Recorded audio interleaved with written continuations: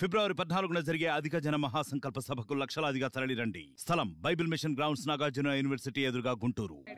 వెంకయ్యనాయుడు గారికి భారత ప్రభుత్వం వాళ్ళు పద్మ విభూషణ అవార్డు చేయడం అందరికీ తెలిసిన విషయమే. ఆ సందర్భంగా స్నేహితులందరితో ఒక అభినందన సమావేశం పెడుతుండడం జరిగింది.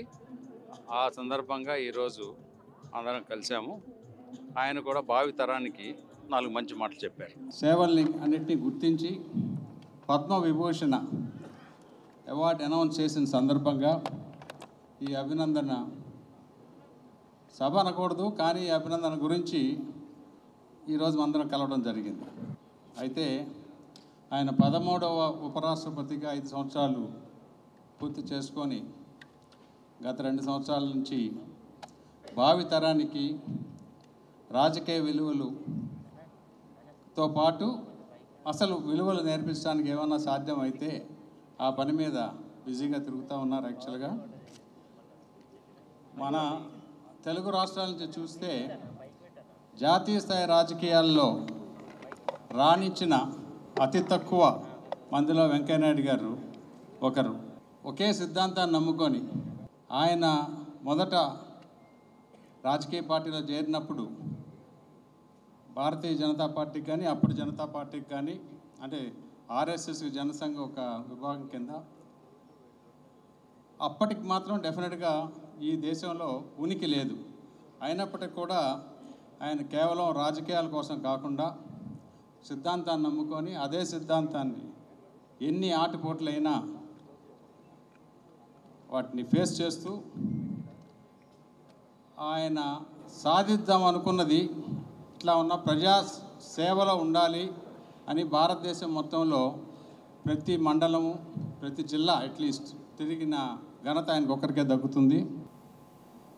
ఆయన ప్రత్యక్ష రాజకీయాల్లో జయాపజయాలు చూశారు, కానీ ఎక్కడ నిరాశ చెందకుండా పట్టు వదలని విక్రమార్కుడిలాగా ఆయన నమ్ముకున్న సిద్ధాంతాన్ని చూసుకొని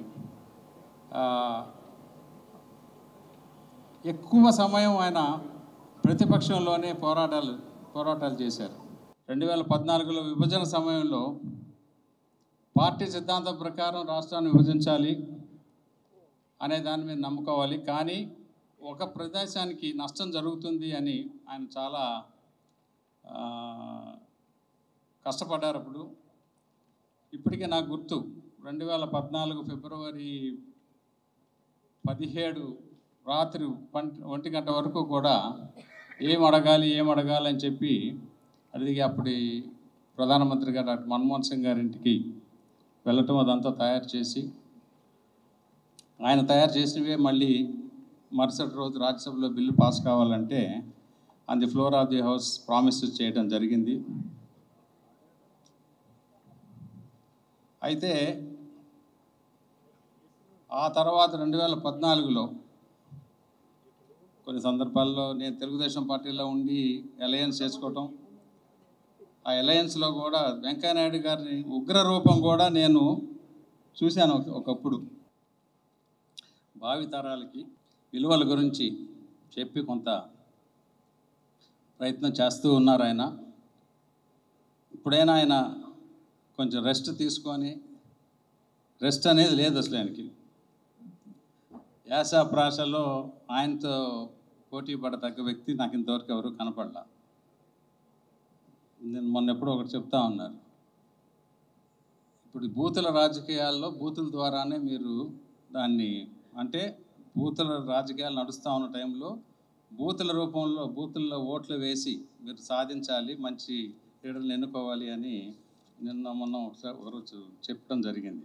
మరిన్ని వీడియోస్ కోసం ఛానల్ ని సబ్స్క్రైబ్ చేయండి, లేటెస్ట్ అప్డేట్స్ కోసం వాట్సాప్ ఛానల్ ని ఫాలో చేయండి, అండ్ లింక్ డిస్క్రిప్షన్ లో ఉంది.